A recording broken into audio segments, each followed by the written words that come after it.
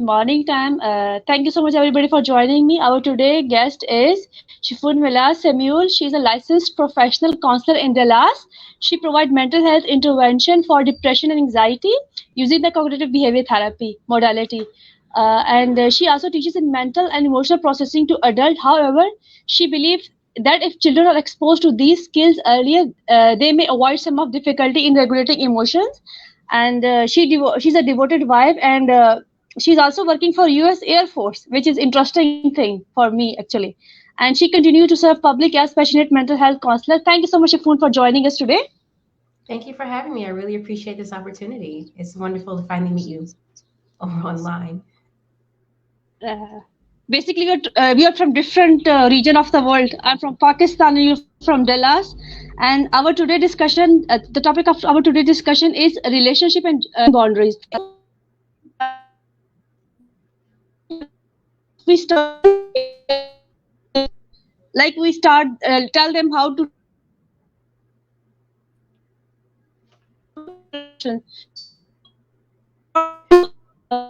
could this could skill could help adult to process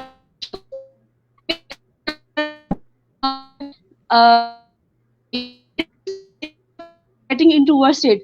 So I would like to take your opinion on that. And what do you mean by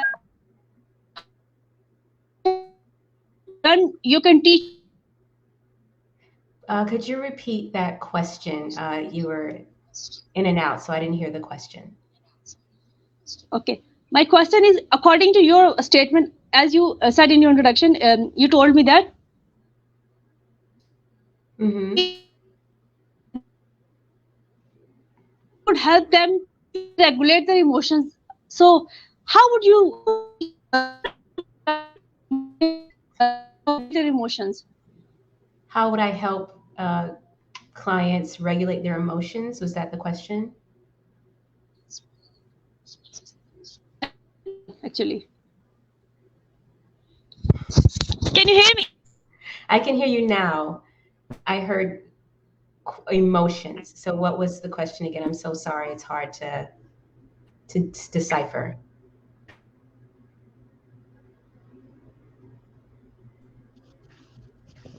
Hello, can you hear me? Yes. Okay. My question is, in your introduction, you said that uh, children emotions and mental health processing to adult, but Well, what I thought the question, or I heard you saying, is really to explain my statement in my bio, introducing children to these coping skills that I teach adults earlier could help them in their development. What I've found is that with my adult clients, I'm giving them a skill set of things that seem very simple on, on at face value. Things like, you don't have to consider every thought you have as fact and something that needs to be actionable. You can ignore thoughts that are not relevant, and that's very freeing to people with anxiety and depression because they're having these automatic or intrusive thoughts, and they're following up with feelings and behaviors. So I often wonder, or I did, if someone was told this at maybe 7, 8, or even 10 years old, as they go through puberty, understanding that their brain will have some involuntary functions that they don't have to take as real judgments, as real things. It can be very freeing. So I'm writing a children's book series on introducing some of these skills in a way that's digestible to children, and parents will be, in the process of reading the stories to them and doing a therapeutic exercise to follow up to help the family have a lingo to help confront some of these things as they come up and hopefully build stronger adults with mental health, with good mental health. okay. Thank you so much for a very relevant answer, because this is what I believe, that when you work with children, then you have to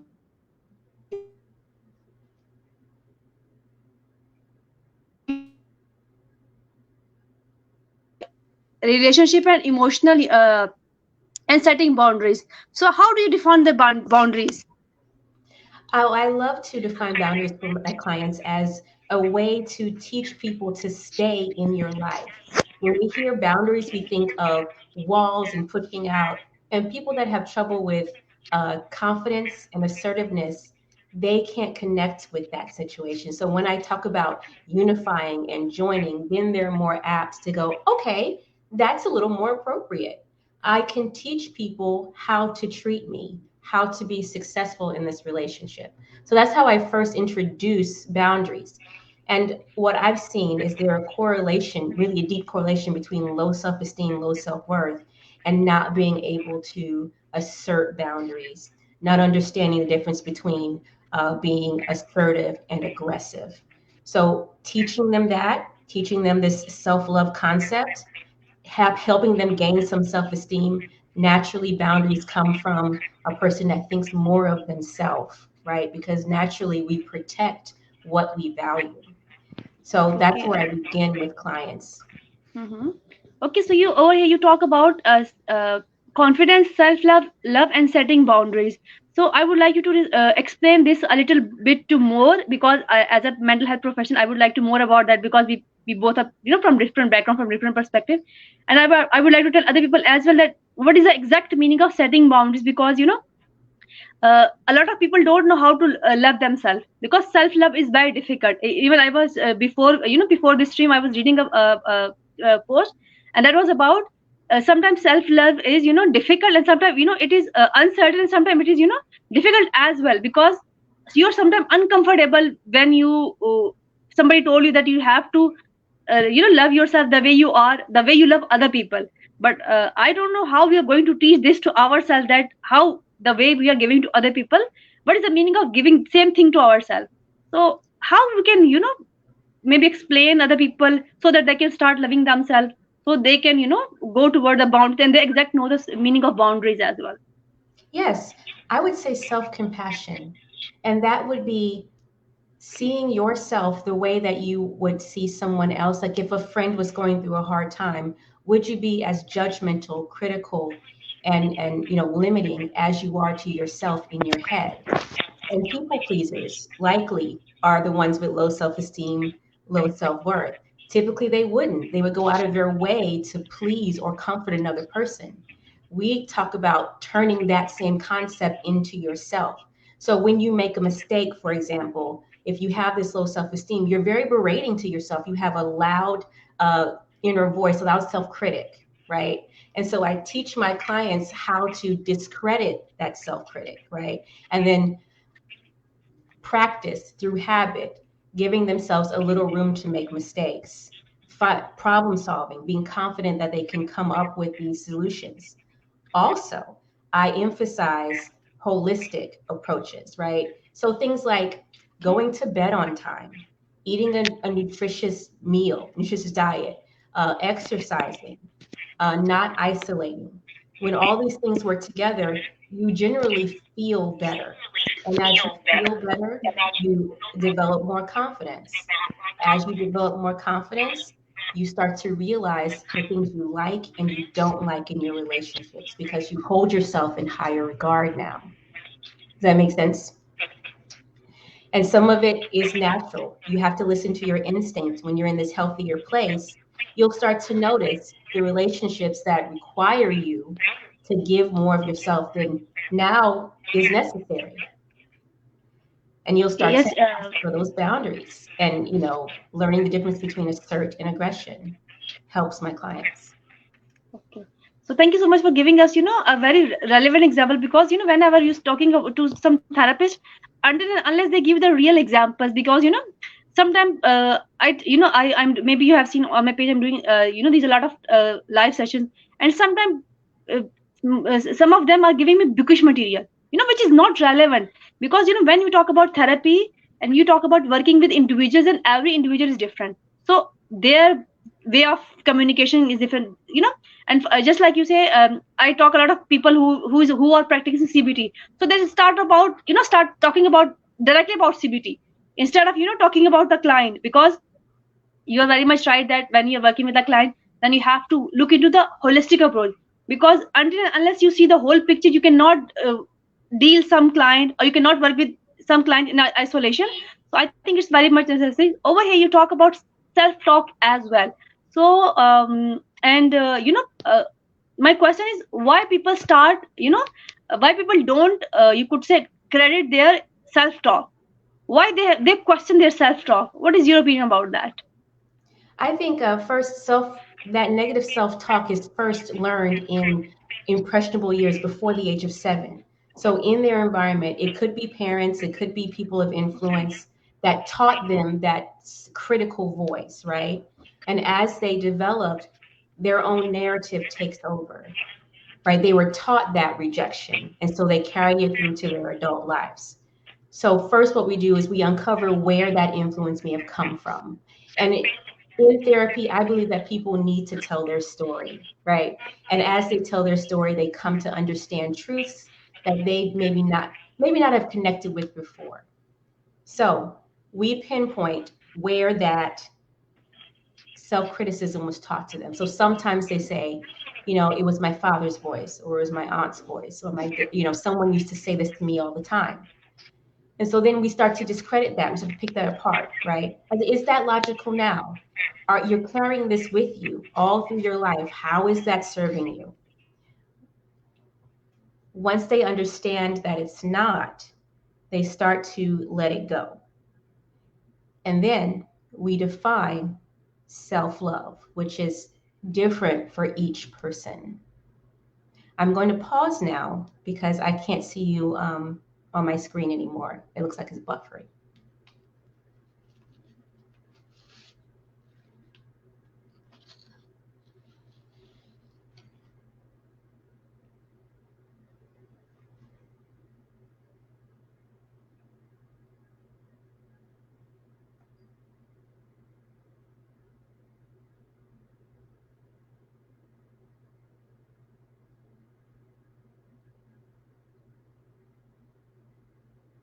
Okay, I'm back.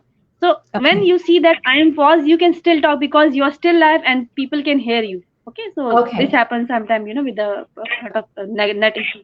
Okay, so I really much thank you so much for giving us a very good explanation about the rejection part, because according to me rejection is coming from some side, and as our today topic is about relationship and setting boundaries, so Mm-hmm.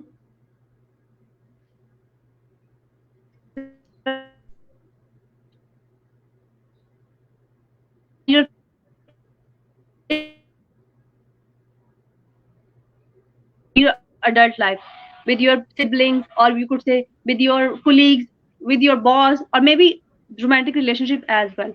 So how important it is for a parent to have, to set healthy boundaries with a child, or how could a parent teach a child to have healthy boundaries?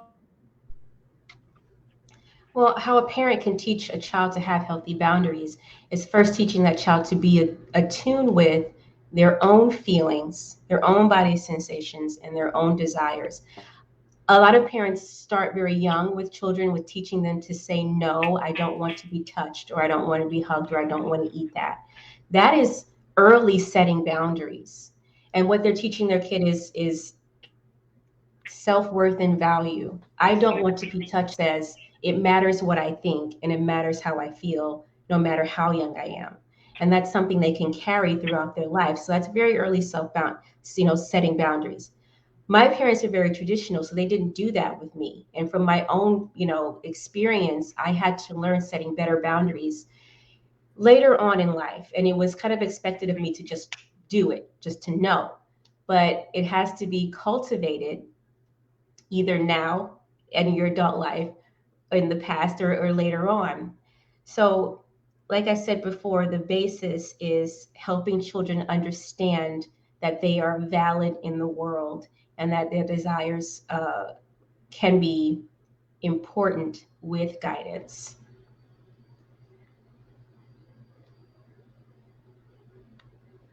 What I've noticed also with clients that have come to therapy wanting to talk about boundaries, like teach me boundaries. And I could do that. I could just give them like a worksheet or whatever. And that's very more of coaching in the present.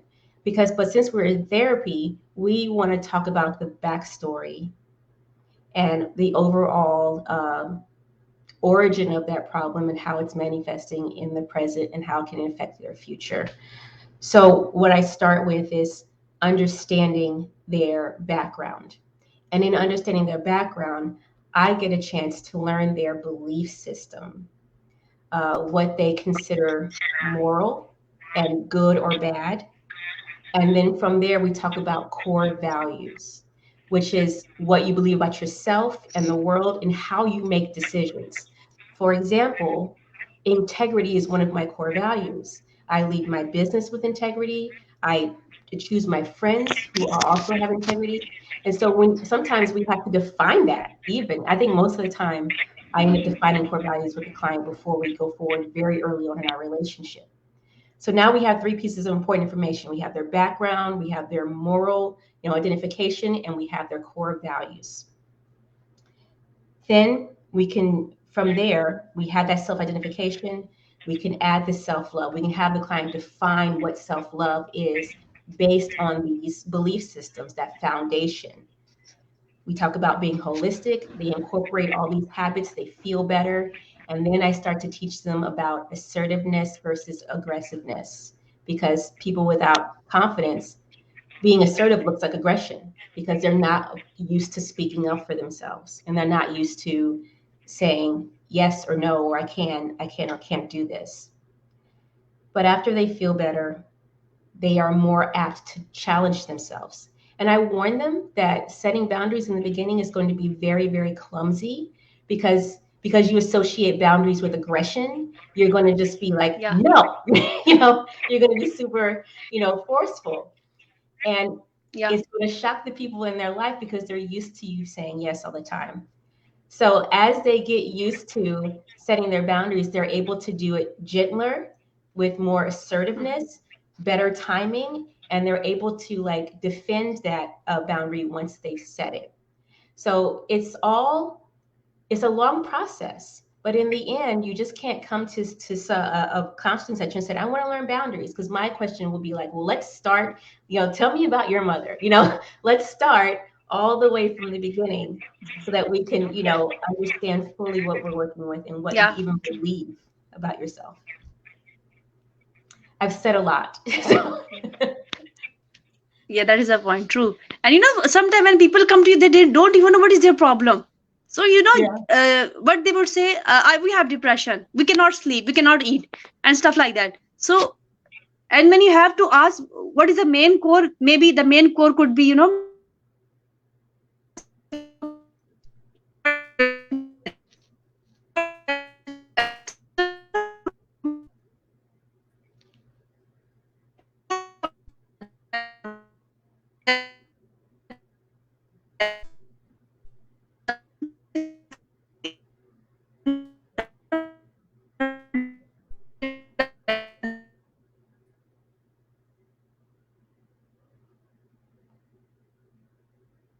I wasn't able to hear the question.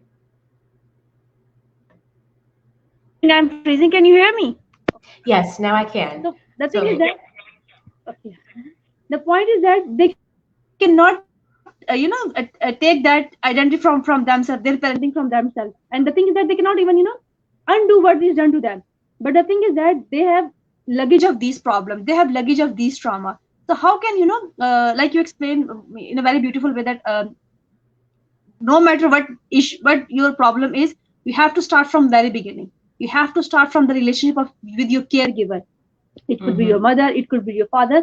Some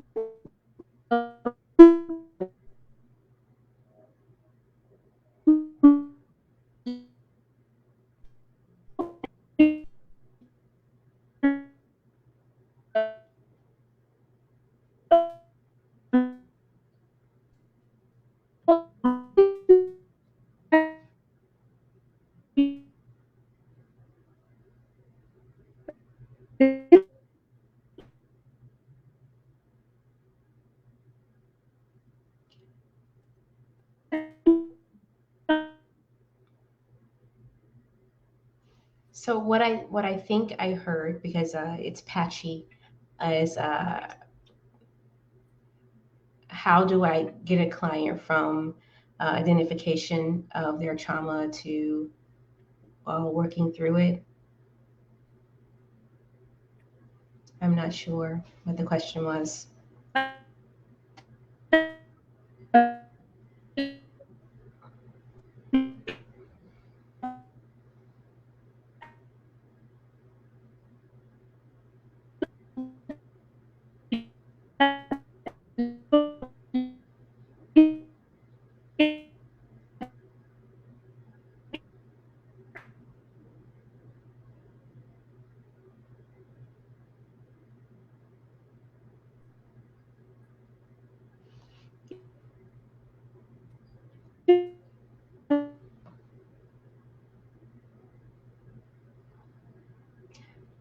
I couldn't hear you, but I'll say in my experience working with clients, when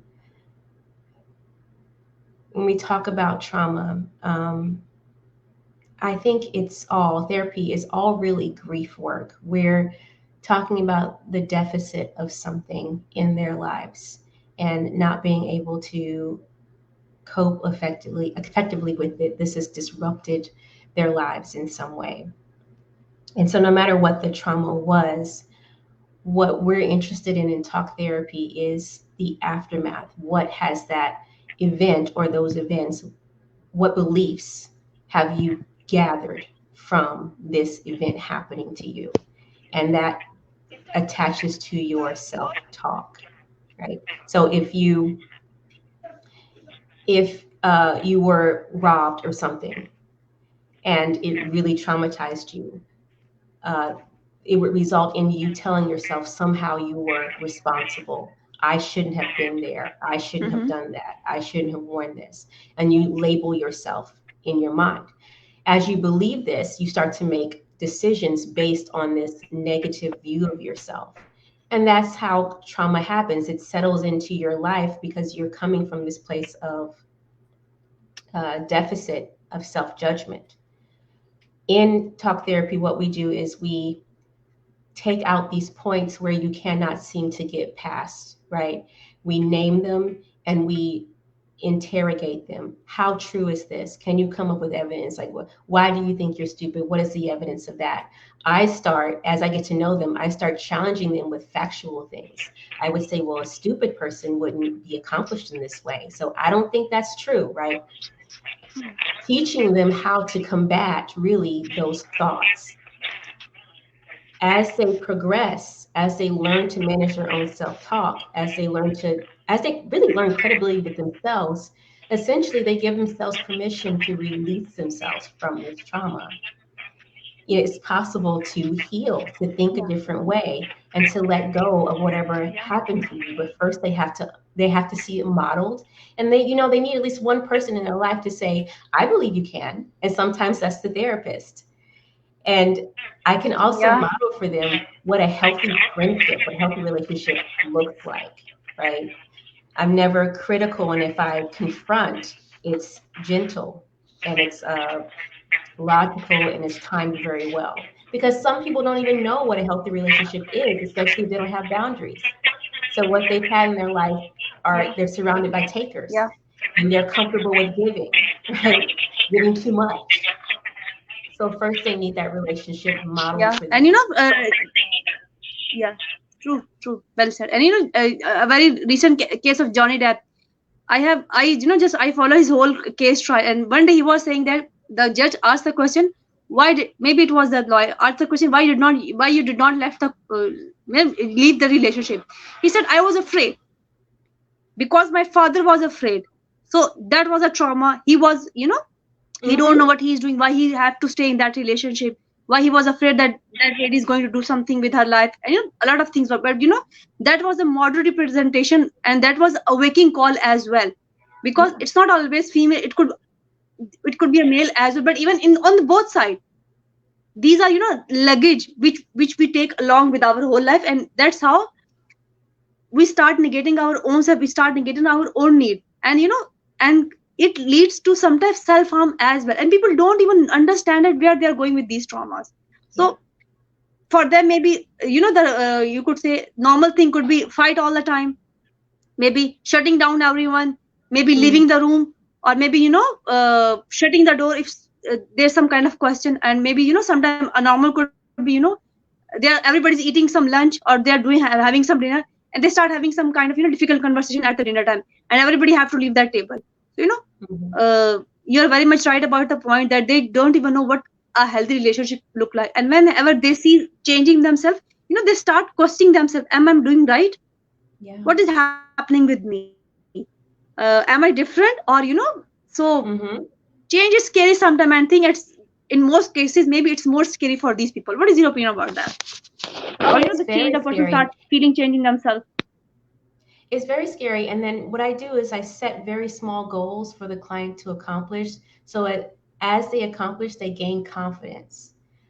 They don't really believe on some level that they can change their lives, right? So if we start something small, and it may not even seem related to their therapy, I'll say, can you incorporate walking around the block once a week? And they'll say, yeah, sure. Right? And they do it. And I'm like, congratulations, awesome. You started exercising. Can you increase that?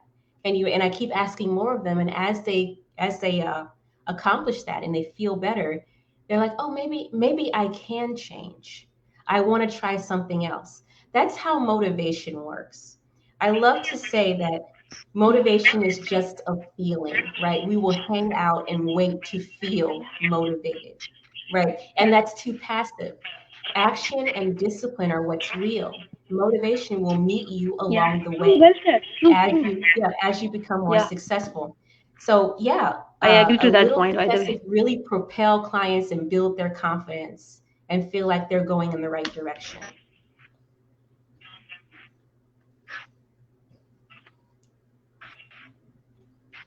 Okay. Did I miss a question?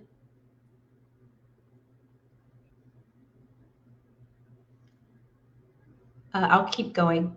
Something else I work with in clients that are kind of stuck in these unhealthy relationships and they don't know how to really set boundaries, but they know they have to.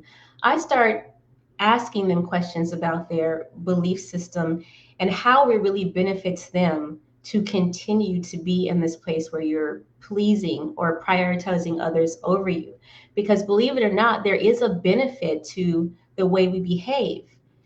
I think that everything we do on some level meets a need, and we will ignore how that is harming us in favor of what feels good. So there is like validation in pleasing everyone, right? You can be very popular and you can be a martyr, you can be very noble, right? Sacrifice for others. That's what I do, right? And then you find that it doesn't really benefit you in the long run.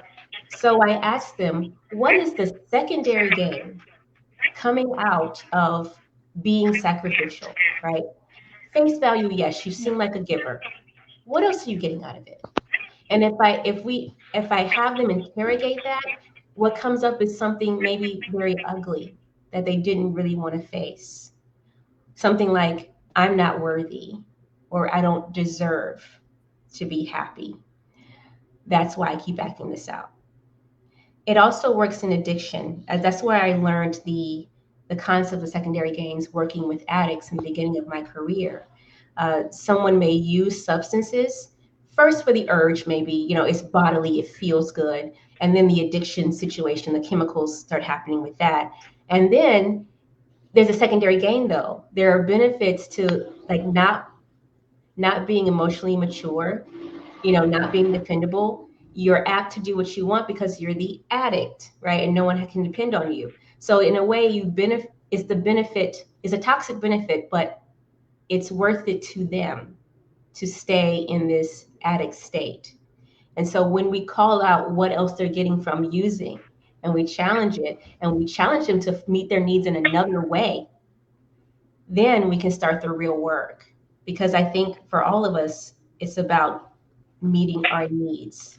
But we first need to identify what those needs are that we may be ashamed of and not know how to meet in another way.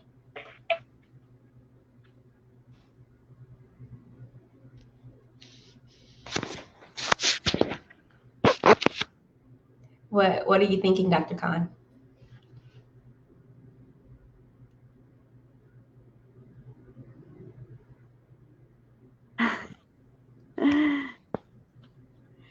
What's The that? thing is that I can see you talking on the page.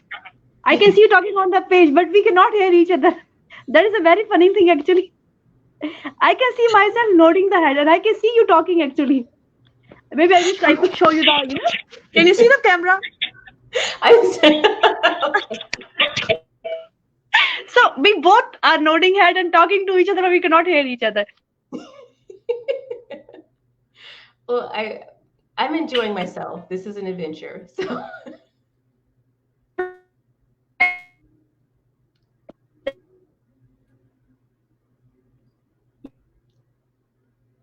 do you think that you can maybe chat a question to me? Okay, so my next question is that, like you, I really appreciate the way you're explaining everything, because this is how I like. Because whenever you talk to people, you should give them the example and the account of real patient. That's their how going to understand, and that's their how going to relate to that thing, that problem. Because this is everybody problems. Everybody is going to suffer or have these kind of issue in their life and relationship. According to people, maybe for them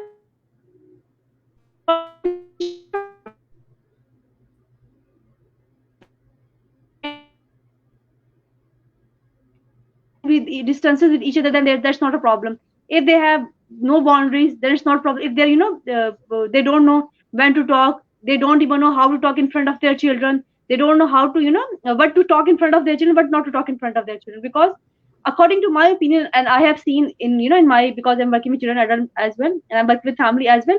So according to my opinion, whenever parents are fighting in front of their children, children perceive that parents are fighting just because of us. So maybe they could have any kind of other kind of problems. So I think that's not a threatening situation to the child, and that's going to stay prolonged with the child. And according to my opinion, whenever children feel that they are not loved, they're not welcome, then they start questioning themselves, and they think that they're not worthy of love at all. So I think that is the main cause of problem in relationship in later life. And I don't think so people understand these. These things are very, you could say, sensitive things. Or because childhood is a very there are a lot of people who are all the time criticizing fight for having that thing, that your personality is going to develop in 5 or 7 years of life. But I think it's a very important thing. These 7 years in your life is not going anywhere. It is creating a lot of foundation for your life. And staying close to your mother, and emotional mother, or emotionally unavailable mother, father, or emotionally unavailable father, rejecting father. These things are going to set the boundaries, or you could say foundation for your relationship in your later life. And people even don't think that. Okay, I have another question, because I think I'm working somehow with human rights, and I think that it could be a very relevant question as well. That for them, child rights are not human rights. Even, for example, if a child don't want to eat something, they will give them that food. But I think it's a very little bit controversial, because some children don't eat. So, but the thing is that the child don't have consent. Sometimes a child don't want to go to somebody's house. The parents are going to force that child to take to that house. Okay. Sometimes parents are lying to that child. For example, somebody came out and parents said to that child that we are not at home. So you are teaching your child how to lie. So the child is not going to listen to you next time, because you teach them child to lie. The other thing is that you always need an ear to your child to listen. So whenever your child is coming to you and you're not listening to your child, and you said that you are busy, so eventually one day the child is going to learn, or you can talk to somebody else. So I think maybe what these things are, what a child is going to at these phases, it's actually shaky boundary as well. So okay, if a child went through all these things, because you cannot undo past, but eventually we have to teach those children, or we have to teach those adults to get away with these things, or you could say basic in the sense of to comprehend these things. Because there are a lot of bottle up aggression, and a lot of depression, anxieties are coming from these sides. So if we want to start working with a client, because a client came to you and he said that I have depression, I have anxiety, or he said that I am jobless or I am out of job because of my bad behavior. So how are you going to start work with that client? If they come to me stating, I have depression, I have anxiety, we try to define that. I said, well, what are your symptoms, right? I get to understand their lifestyle presently, and then we start to work backward in where they come from and the impressions. And I go, well, okay, where did that come from? Like I'll hear a tone or a phrasing like I'm stupid or I can't ever get it right. I go, well, we don't come out of the womb feeling terrible about ourselves. These things are taught to us. So who's speaking now? Is that mom? Is that dad? Is that your brother? Is that a boss? Where did you get that impression? Yeah. Then we start to, and at first they're very defensive because I'm a stranger and I'm attacking, their parent, right? That is the point. Yeah. So then I Yeah, say, true. well, just because mom and dad made mistakes doesn't make them bad. I can't judge anyone as good or bad, but just tell me your impression. You're safe here. And then it comes rolling out, right? I never felt like I was enough, or my household was really hostile, or I felt scared often.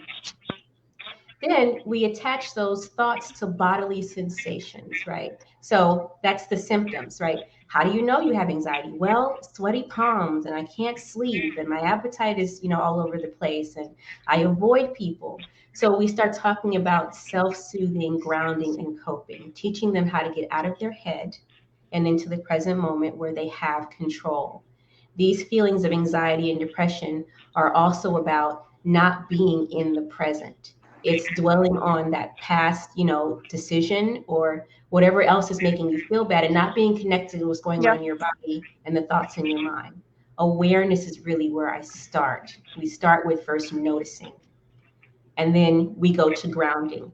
And that's just, hey, I'm in the present. I'm not in my head. So sometimes for some people, it's breathing, it's engaging with pleasant scents. Maybe it's eating, maybe it's exercising. We all are apt or prone to one particular sensation or another or sense, right?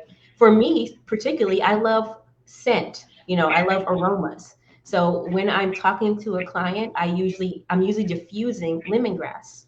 Lemongrass is very soothing. It keeps me grounded as I go through traumas with clients, right? And it helps me separate and be present.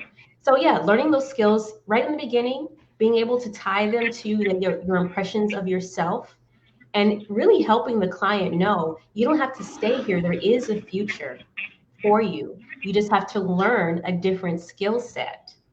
And there's different tools. Coping's a tool, therapy's a tool, medication can be a tool as well. It's really communicating to them how much they have versus the deficit that they feel when they come to therapy. Because I think people with anxiety and depression feel like they're at a loss most times. And then saying to them, actually not. You actually are empowered. There are actually options for you. I hope that was clear.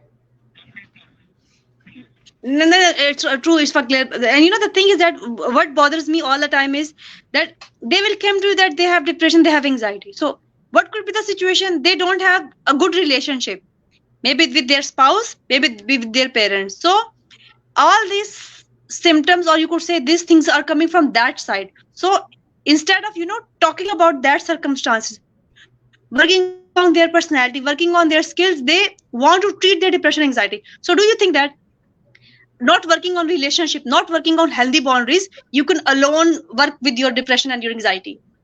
No, well, it in therapy, I like to say, I want to hear all about spouse, mom, and dad, but you are my client.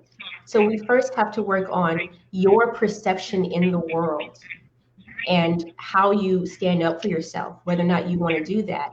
And then from there out, we learn the skills to have better relationships.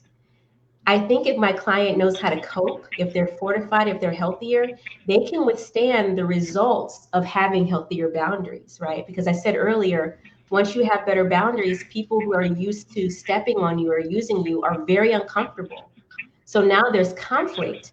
where there used to be agreement, where you would agree to be, accommodating. Now you're not, and now there's conflict. But if you're building better confidence and self-esteem, you can withstand that person leaving your life or being critical as you transition to being healthier. So it's always first, let's focus on you. As long as you are safe, you're not being hurt or anything. And then we'll teach you, you'll have what you need, the foundation you need to have those stronger boundaries and have better relationships and choose healthier people. Okay, now I have a very sensitive question because now it's more about intimate relationship. It's more about the spouse as well. So sometimes people have get along, they think that they know each other and they get married as well, or sometimes they're not even married. So the thing is that they don't let go of the other spouse, even they're just dragging that relationship. If you talk about marriage is a different subject, it's a different thing, it's a very sensitive subject as well. And if you have children, then it's more sensitive, so you need to be more careful. But even then, how they are going to work on the boundaries in a marital relationship? And the other part of this question is that if they're not married yet, but they still want to work along with their relationship, so if they want to improve, then they how going to work along that with that relationship, or how they could set these boundaries? Because if they want to work, it means that they're serious enough for each other. I think teaching the client how to identify their needs and helping them articulate their needs to their partner. I talk about what intimacy really is. And intimacy is connection and vulnerability and being able to trust this person when you are being your truest self. So if the client is super hesitant to start talking about needs with their partner, I will remind them, this is uncomfortable. I hope you're not expecting this to be comfortable and easy. This is going to be a stretch, but it is necessary that you know your needs, articulate them, and reinforce that, because both parties' needs need to be met for this relationship to be successful. So yeah, giving them the courage that I'm backing you. Here's the tools you need. You can do this, right? And helping them, really is helping them get through their expectation of it going terribly, right? I call it the but stage. Is when clients are working with you and you're brainstorming and you're suggesting and they go, yeah, but, and it's always about not changing. And so sometimes I say, I'm sorry, are we not in a place where we want to talk about change? Maybe I'm going faster than you're ready. And then they go, oh, okay, well, I'll try something. And that's what I used to say to my client. If you don't want to change, I think therapy is not going to work. I cannot help you out. And you're just wasting your time, you're just wasting your money. Because as a therapist, you need to be very directive and you need to be assertive as well.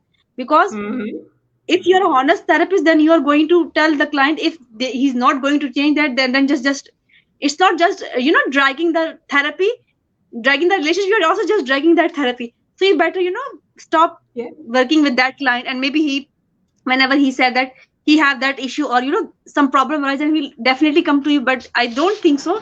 If a person said too much buts and he don't want to change and he's giving you different excuses and stuff like that, so if a person at the end of it don't want to change, then I think therapy is not workable with that person, or you're you're just wasting your time actually. And there are times when I offer to educate. I go, what were your impressions of therapy? What was your expectation coming to therapy? And ultimately, what did you want? Because we then will have to reestablish goals. Some people really see it as, I just want to talk to someone. And I can decide whether or not there's room on my caseload for someone who needs to just fit, right?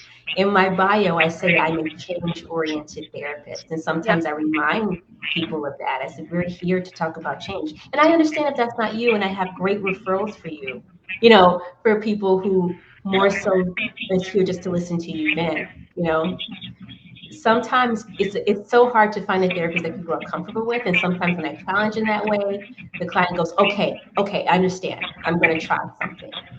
It's just really for them, it's getting the courage to be uncomfortable in their lives, right?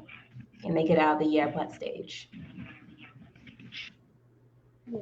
Okay, so, okay, let's talk about a situation when both, both partner cannot work alone. I mean, they cannot live together just because of any problem, because it is a very sensitive matter. And you cannot, just judge somebody on what they are going through, because they are in that situation. They know that what they are going through. So instead of, educating them to stay together and doing, just hating each other, and in the morning they every day they wake up and start, cursing each other. If the solution is that to, just get separated from each other, so how you're going to facilitate? Because it's also come in a part of boundaries as well. Because I think maybe if they're separate with each other, separate from each other, then they're a fully functional healthy human being, instead of staying together and, dragging stuff like that. So how you're going to facilitate that process? I asked the client what they value.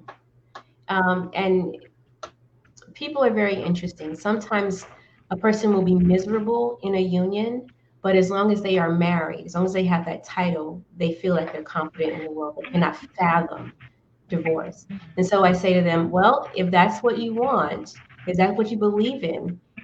Let's talk about coping in the choice that you're making. And I've never yet had a client take me up on that offer, because really what I'm saying to them is this relationship is failing. You've intervened as best you could, and perhaps this isn't the person for you, and vice versa. And what you can hope to do is split with mutual respect. Um, Sometimes that works for them. I think that when clients are coming to therapy by themselves, it can go one of two ways. They grow and their partner sees this growth and follows along after them, doing the union, or their growth widens the chasm and they eventually part. So it's really up to what those two people ultimately want to do and what they need.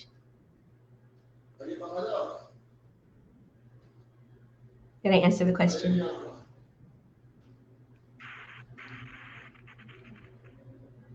Dr. Khan? I think I have taken you a lot of time, but at the end, let's conclude our discussion. Thank you so much for, a very insightful, you could say. The session was very insightful, and you give relevant examples as well. And like I'm saying from the start, that it's very helpful for me as a therapist as well, because when you talk to different therapists and you listen to their point of view, and you see that if you are teaching somebody assertiveness, and you're teaching somebody setting the boundaries, and a person is not assertive themselves, and the person don't know how to set the boundaries, I don't think so the therapy is going to work. And you could say it's effective as well. So thank you so much for a very much insightful session. At the end, I would like to say, to give us few tips about, you could say, a few suggestions to the parents to teach them their child to have set, healthy boundaries, so that they can work along with their child. Really teaching right in the beginning to let a child connect with their body sensations, right? Teaching them that mind-body correlation, right? So that's what we are guided by in our adult lives, right? So when our boundaries are violated, we feel it in our bodies in some way. It may be a quickening in our heart, nervousness, with sweating in the palms, and we can notice that. We say, well, you know what? I don't like this. Whatever this is, I don't like it, and I need to set a boundary for it. So early on, when a child has a lot of tension around mealtime because they're struggling with being picky, having a dialogue with their parent saying, I don't like peas. I really don't like peas, and the parent being flexible and saying, okay, well, what about broccoli? It's teaching them to speak up for themselves, listening to that discomfort and having a way to communicate with that, giving them the confidence to do so. So it's a household that will listen to them and take their feedback into account. Yes, it's a child, but you're teaching them to be a person in the world eventually, not a follower, not a pleaser, but someone with autonomy.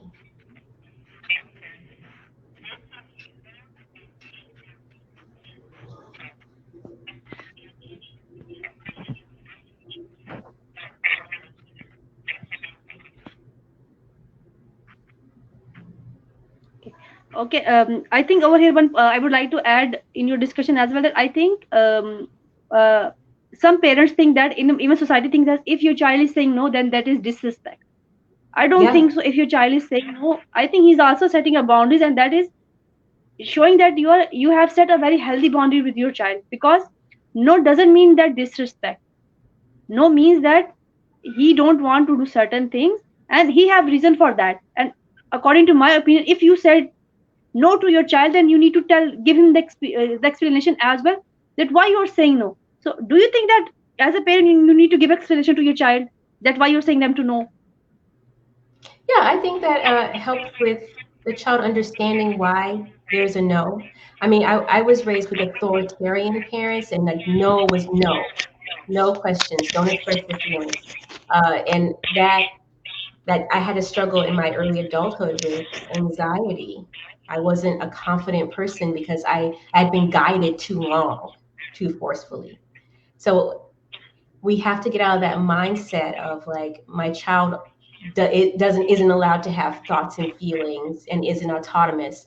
They're a whole person, and you're teaching them about the world. You're their first introduction to healthy relationships.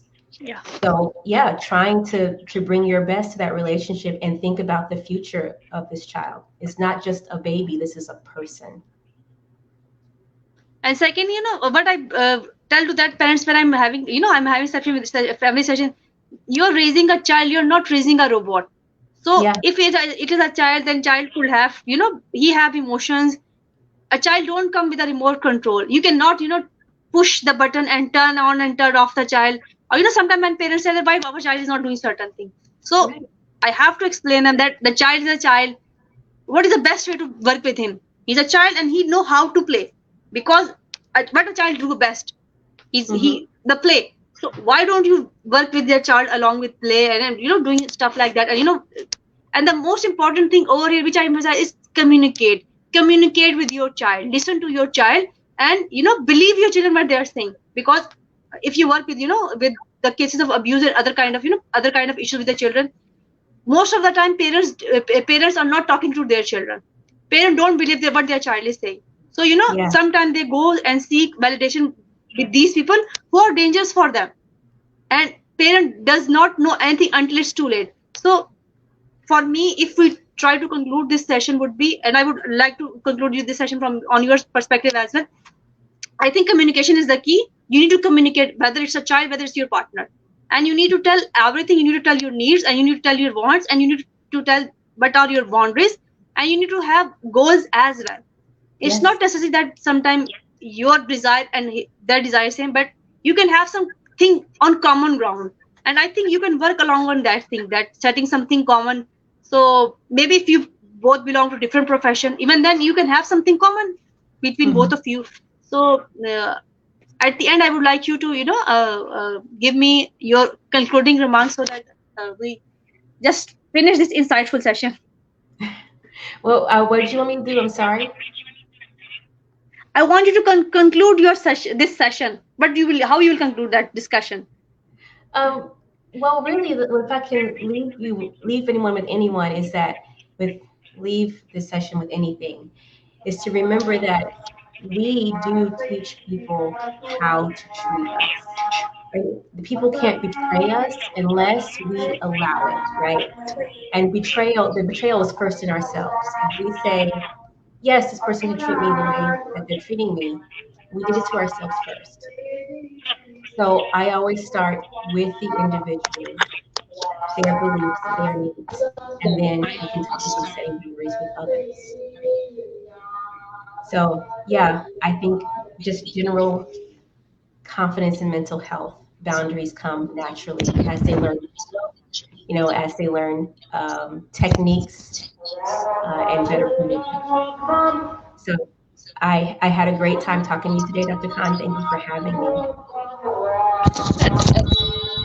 It's actually Azan time over here. Thank you so much for joining us today, and I would like to join you again in our live stream. And that was very insightful session for me. And again, that was very interesting, and I was excited. But when I was talking, I don't get the idea that we have already 54 minutes are passed. Thank you so much for giving us time today, and we will more discuss on different topics in our future. Thank you so much. Thank you so much from Bye-bye. Pakistan actually. Bye bye.